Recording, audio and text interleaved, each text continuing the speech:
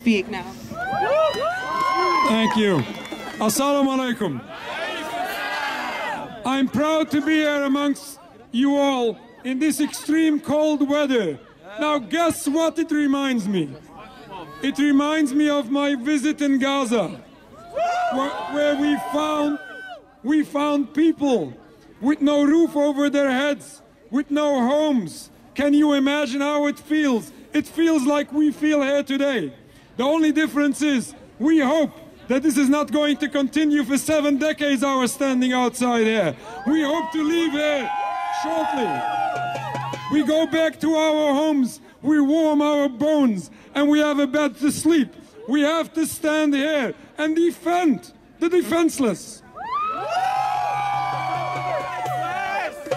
This occupation didn't start today or last week. This occupation started 100 years ago by the Balfour Declaration. It came to reality in 1948. It expanded in 1967. In all these decades, this occupation is keeping on to expand. And now we are talking about recognizing Jerusalem as the capital of what? The capital of this illegitimate state of Israel. Of this criminal state of Israel.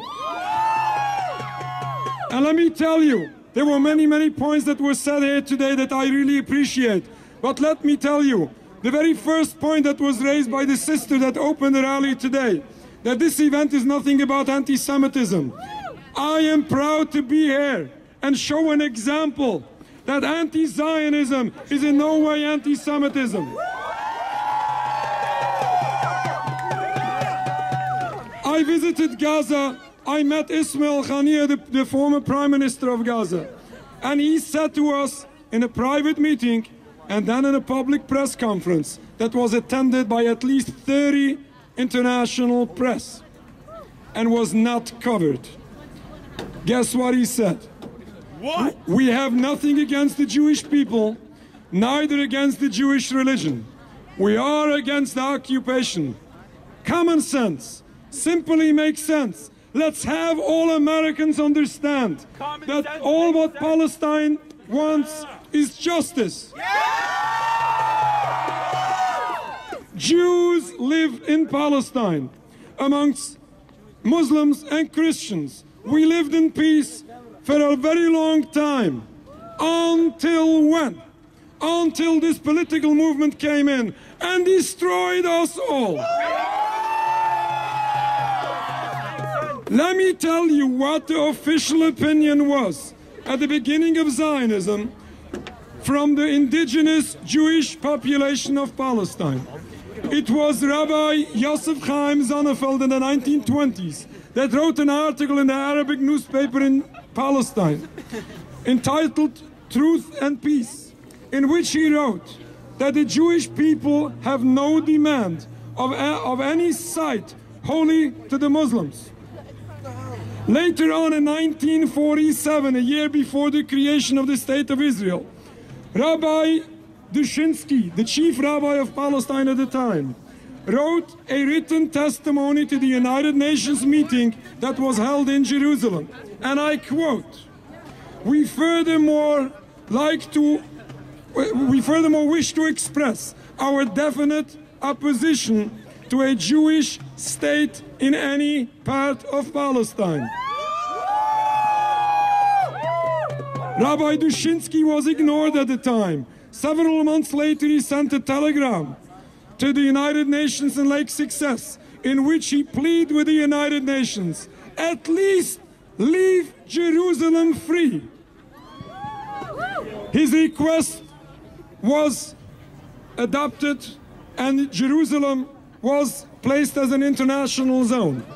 Unfortunately now, this threat where Jerusalem might be declared as the capital of the State of Israel, we should never accept that.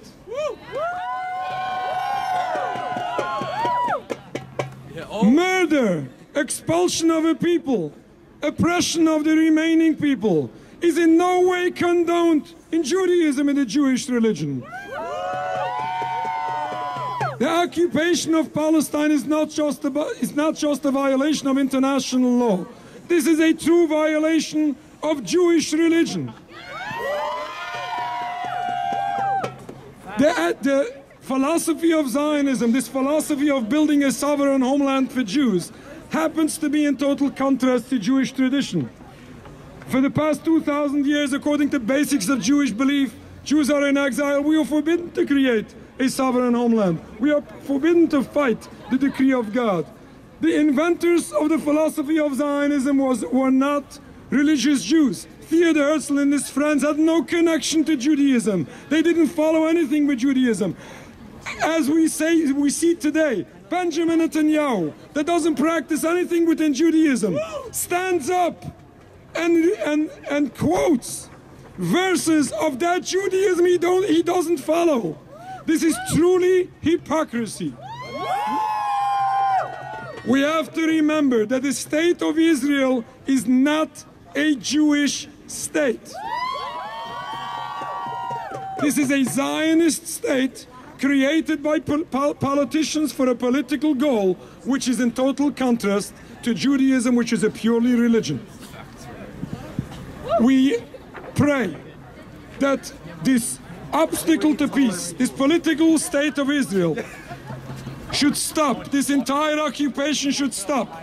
All refugees should return to their original homes.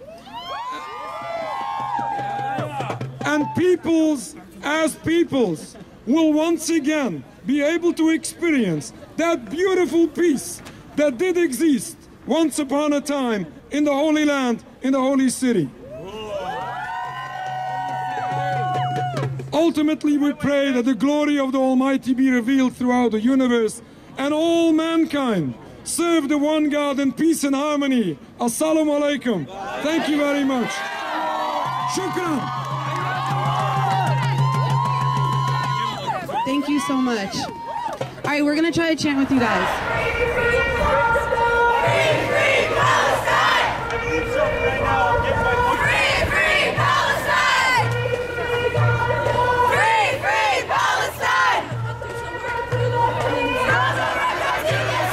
Palestine will be free! Palestine will be free! From the river to the sea! From the river to the sea! Palestine will be free! Palestine will be free! From the river to the sea! From the river to the sea! Palestine will be free! From the river to the sea! Palestine will be free! Palestine Arabia! Palestine Arabia!